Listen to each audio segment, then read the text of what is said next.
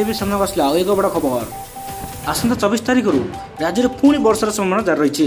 ଯଦି ଆମ ଚ୍ୟାନେଲକୁ ନୂଆ କରିଥିଲେ ଚ୍ୟାନେଲକୁ ସବସ୍କ୍ରାଇବ୍ କରି ପାଖରେ ଥିବା ବେଲ୍ ଆଇକନ୍ ପ୍ରେସ୍ କରିଦିଅନ୍ତୁ, ଯାହାଫଳରେ ଆପଣ ଏମିତି ଲାଇଭ୍ ସେଟଅପ୍ ଦେଖିପାରିବେ। ଆସନ୍ତା 24 ଘଣ୍ଟାରେ ରାଜ୍ୟରେ ପୁଣି ବର୍ଷାର ସମ୍ଭାବନା ରହିଛି। ଏନେଇ ଏକ୍ସପ୍ରେସରେ ସୂଚନା ଦେଇଛନ୍ତି ପାଣିପାଗ ବିଜ୍ଞାନୀ ଉମାଶଙ୍କର ଦାସ।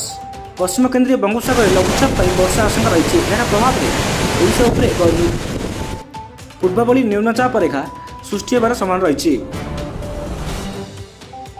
ଦକ୍ଷିଣ ପୂର୍ବ ଦିଗରୁ ଜଳୀୟ ବାଷ୍ପ ଓ ସମ୍ପୂର୍ଣ୍ଣ ସାମୁଦ୍ରିକ ବାୟୁ ରାଜ୍ୟ ମଧ୍ୟକୁ ପ୍ରବେଶ କରିବା ସହ ଦକ୍ଷିଣ ଉପକୂଳ ଓଡ଼ିଶା ସମେତ ପାର୍ଶ୍ୱବର୍ତ୍ତୀ ଉତ୍ତର ବଙ୍ଗୋପକୂଳରେ ଓଡ଼ିଶାରେ ମେଘୁଆ ଆକାଶ ସହ ବର୍ଷା ସମ୍ଭାବନା ରହିଛି।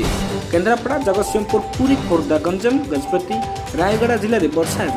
ସେହିପରି 9 ଜିଲ୍ଲାକୁ ମଧ୍ୟମ ଧରଣର ବର୍ଷା ରେକର୍ଡ ରଖାଯାଇଛି। ସେଇଲା ଗୁଡ଼ିକ ହେଲା ବାଲେଶ୍ୱର, ଭଦ୍ରକ, ଯାଜପୁର, କଟକ, ଢେଙ୍କାନାଳ, ନୟାଗଡ଼, କନ୍ଧମାଳ, କୋରାପୁଟ, ମାଲକାନଗିରି। ସେହିପରି 25 ତାରିଖରେ ଓ 11 ଜିଲ୍ଲା ହାଲୁକା ବର୍ଷଣ